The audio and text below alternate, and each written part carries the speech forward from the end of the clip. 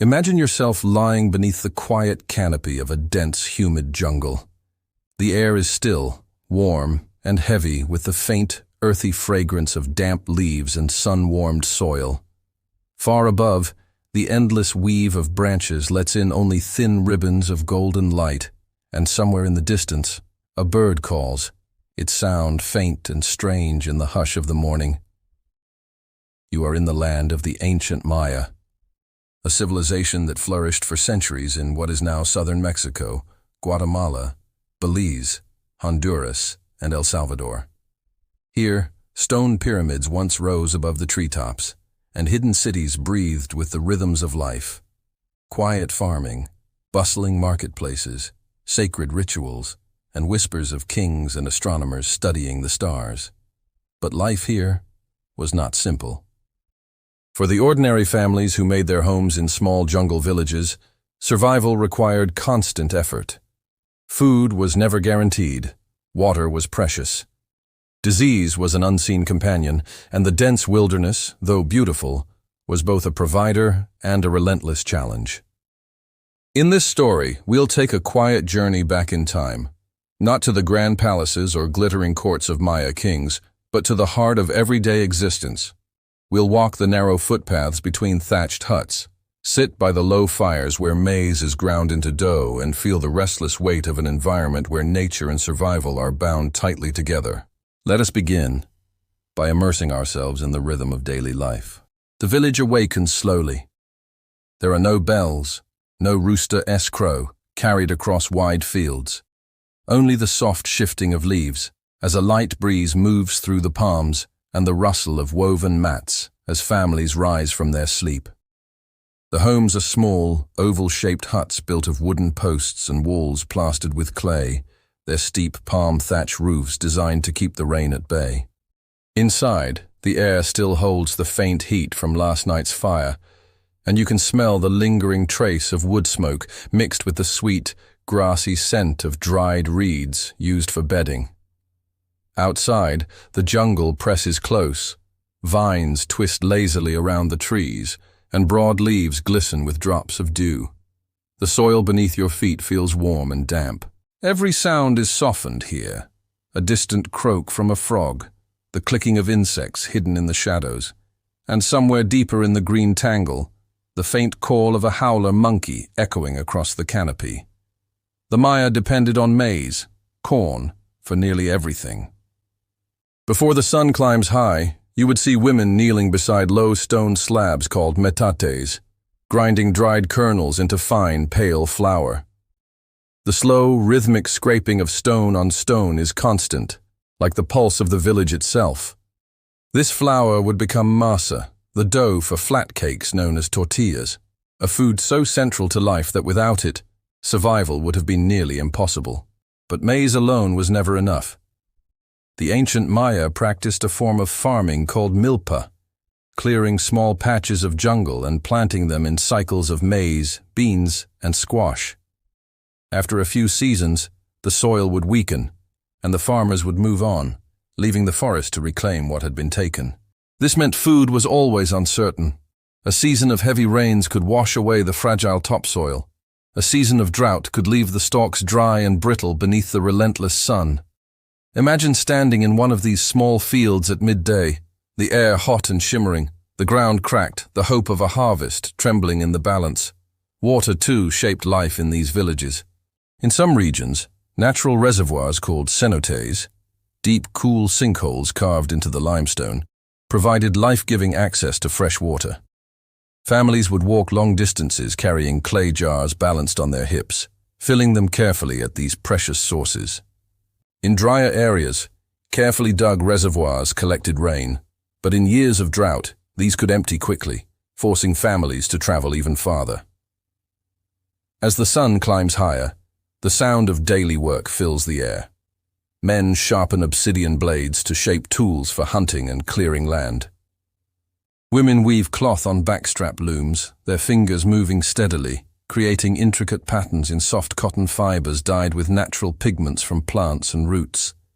Children help gather firewood or carry water, their small feet darting across the narrow dirt paths, leaving faint imprints that will soon be swept away by the damp breeze.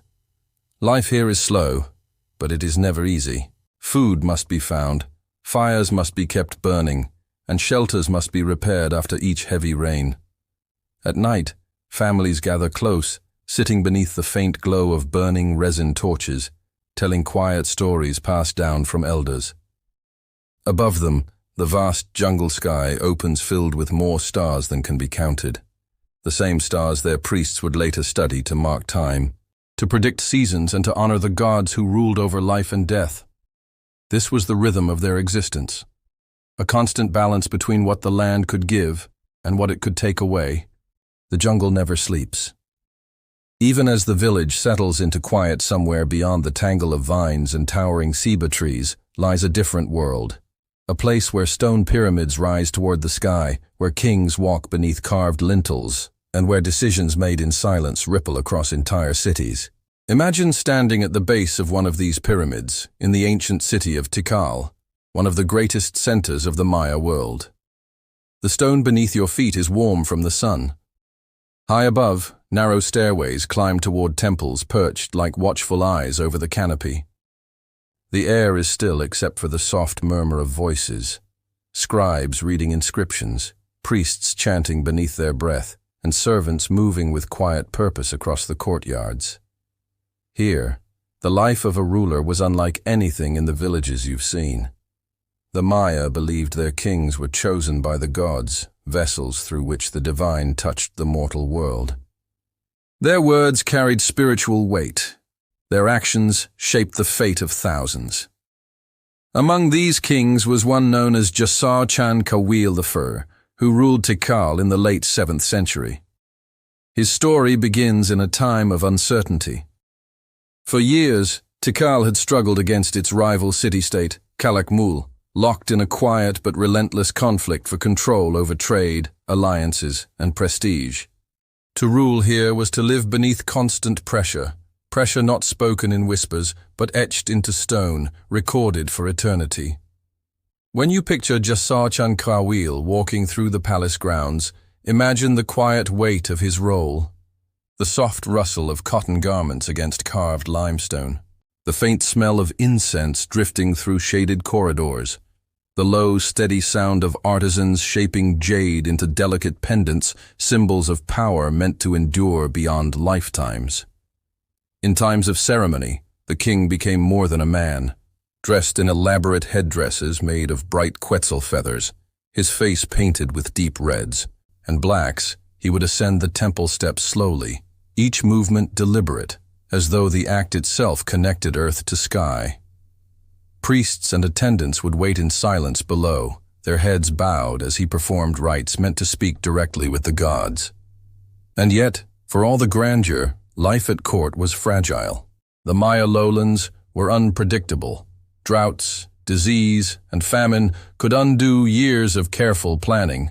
Even kings had no control over the rains.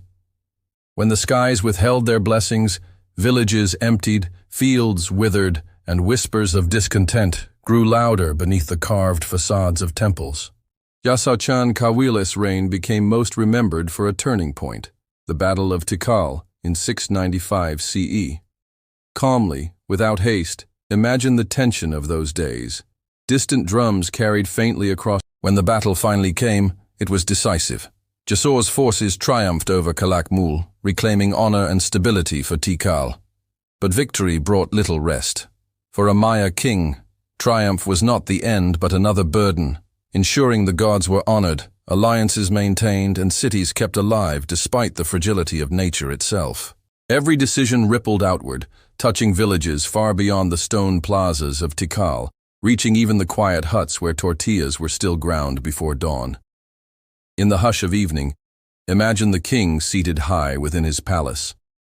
The fading glow of the sun stretches long shadows across the courtyards. Servants light resin torches that fill the air with a warm, resinous scent. Beyond the palace walls, the jungle hums, soft clicks, rustles, and distant animal calls rising like an unending lullaby. And there, beneath the silent stars, a man who was called divine considers the delicate balance of power, nature, and survival. From the humble rhythm of daily labor to the silent weight of kingship, the Maya world was bound by cycles of seasons, of rain and drought, of power gained and lost. But much of their story lies hidden, buried beneath layers of soil and time, waiting to be uncovered. And so, our journey now turns from the known to the mysterious. Imagine yourself moving deeper into the Maya lowlands. The narrow path beneath your feet winds between towering ceiba trees, their roots stretching wide like ancient fingers. Shafts of sunlight pierce the canopy, scattering pale gold onto the damp forest floor. The air is heavy, filled with the earthy scent of moss and distant rain, and somewhere far off, a howler monkey calls, its low cry echoing like thunder. And then, suddenly, the jungle parts. Before you rises a vast stone structure, its edges softened by centuries of vines and creeping roots. This is Temple 4 at Tikal, one of the tallest surviving Maya pyramids. From a distance, it looks less like something built and more like something the earth itself grew. You pause, standing in the silence, and realize that long before these stones were reclaimed by forest, this place was alive with people. 1,000 years ago, plazas here would have been filled with sound, the hollow thud of drums, the murmured prayers of priests, the gentle tapping of artisans shaping obsidian into blades.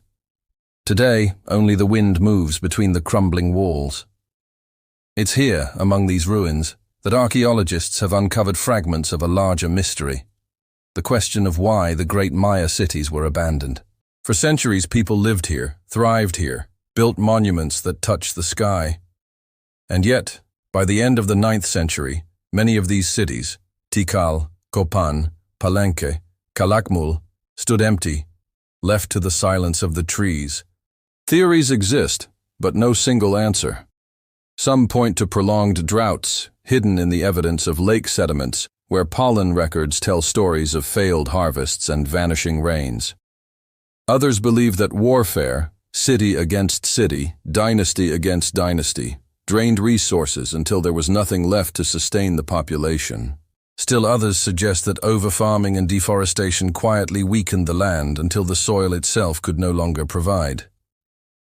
Archaeologists kneel in the earth, brushing away centuries of soil, uncovering painted murals, carved stelae, and broken pottery. Each find is a fragment of a much larger puzzle, yet every answer seems to open another question. Imagine standing here at dusk, among the overgrown ruins. The air cools, the forest darkens, and the sound of insects rises, a constant whisper beneath the towering temples. A shaft of moonlight catches the edge of a carved glyph, worn almost smooth, but still telling its silent story. Kings crowned, battles fought, rituals performed beneath the gaze of the gods. You lean closer, tracing the grooves with your eyes, knowing that these marks were left by hands that shaped an entire world. Some researchers believe that, even as the great cities fell silent, the Maya people themselves never truly disappeared.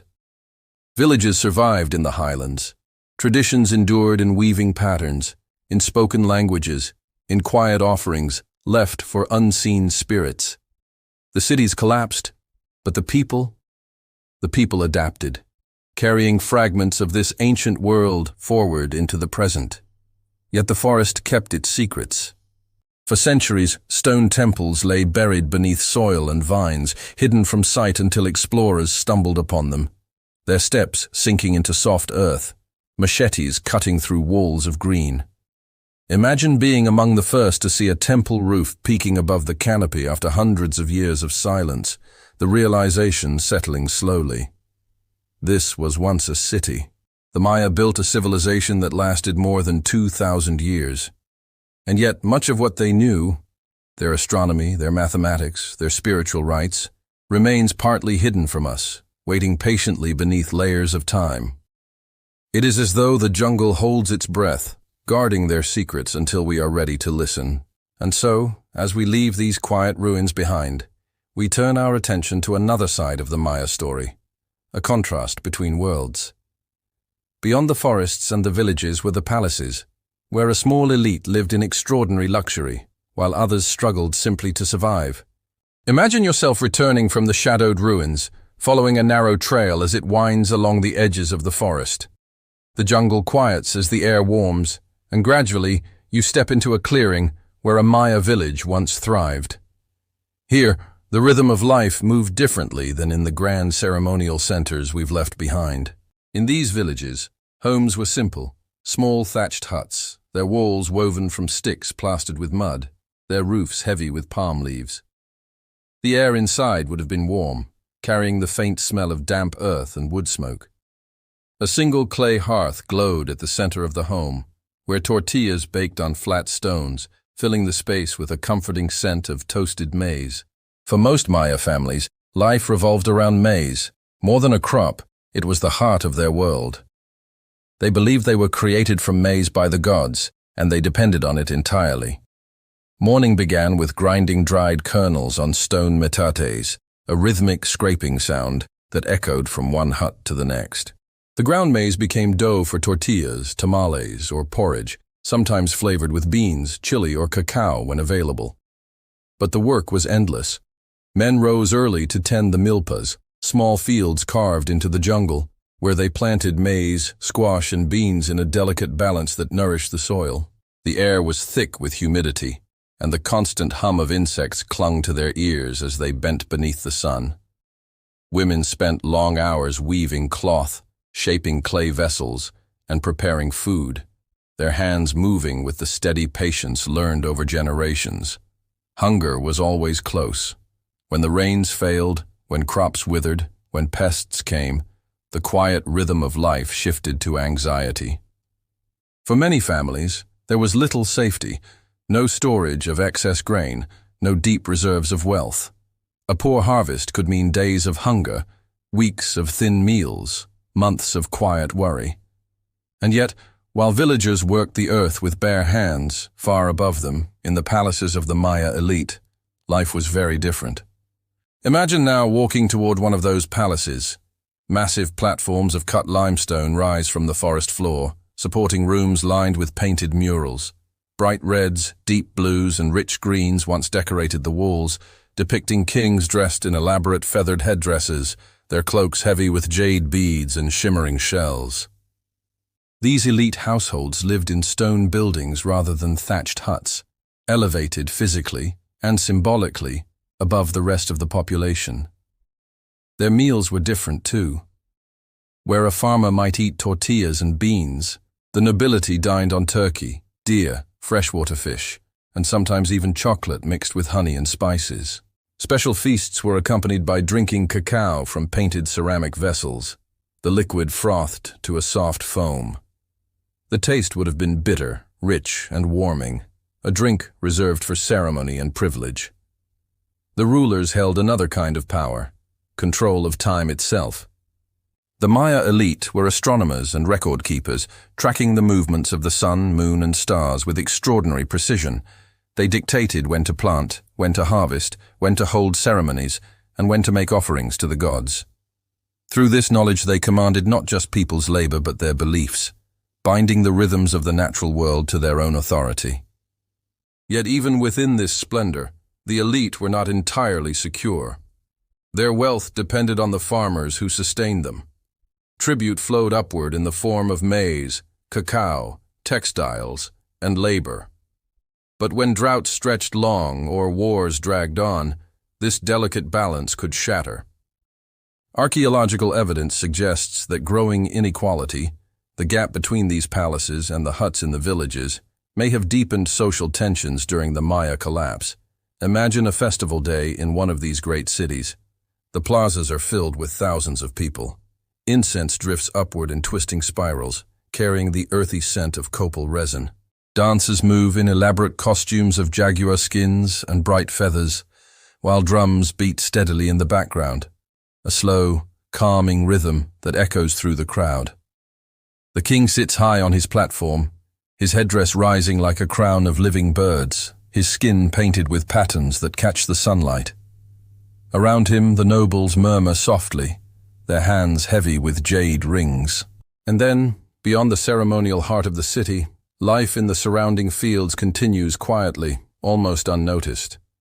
The contrast between these two worlds, one of lavish abundance, the other of constant effort and uncertainty, was as striking then as it is to us now. Over time, this delicate balance between privilege and survival began to fray. Resource demands grew heavier, climate shifts worsened, and competing kingdoms waged wars for dominance. Villagers shouldered the burden, feeding the splendor of the cities until, slowly, the strain became too great. The palaces crumbled, the plazas emptied, and the quiet returned. The same quiet you hear now, as the jungle hums softly in the distance. Even today, though, you can sense both worlds lingering here, in the weaving of traditional cloth, in the grinding of maize, in the songs sung beneath starlit skies, echoes of Maya villagers endure, and in the towering ruins where kings once walked, their names still etched in stone. You feel the weight of an ancient power that shaped their world, and, in subtle ways, still shapes ours. And now, as we leave the Maya world behind, let your mind drift for a moment. Imagine once more the quiet jungle night. The stars above are soft pinpricks of light, scattered across an endless dark sky, just as they were thousands of years ago. The same constellations watched by Maya astronomers still shine above us now, steady and patient, whispering their silent stories to anyone who pauses to look. You can almost hear the faint rhythm of distant drums, slow, steady, and calming. A sound carried through the centuries, softened by time. Think back to what we've seen on this journey, the villages of thatched homes where families woke with the dawn to grind maize and tend their fields. The grand ceremonial plazas where kings ruled beneath towering pyramids, wrapped in rich feathers and shimmering jade. The hidden secrets buried in the earth, where archaeologists uncovered tiny fragments of lives once lived. And the delicate balance between ordinary villagers and the Maya elite, where hunger and splendor existed side by side. The world of the Maya was full of contrasts, survival and abundance, simplicity and power, fragility and grandeur. And yet, beneath it all, there was one constant rhythm, the steady pulse of life moving forward, day after day, season after season. As you listen now, your own breath mirrors that rhythm, in and out, slow and calm, like the soft rustling of leaves in the night breeze. The great cities have fallen silent. The kings have long since passed. The villagers' footsteps have faded into the earth. But the stories remain, carved into stone, preserved in myth, whispered by the forest that slowly reclaimed them. Here, in this quiet moment, the distance between past and present feels smaller than ever. You are part of the same flow of time, the same shared human story, stretching back through thousands of years. And now, you can let go. Let the sounds of the ancient jungle fade into silence. Let the worries of today dissolve into the soft rhythm of your breath. Feel your body sink deeper into comfort, safe and warm, as your mind drifts lightly across time. Free to wander, free to rest. The Maya world will still be here, waiting, hidden beneath the vines and shadows. But for now, it's time to close your eyes, time to rest, time to sleep.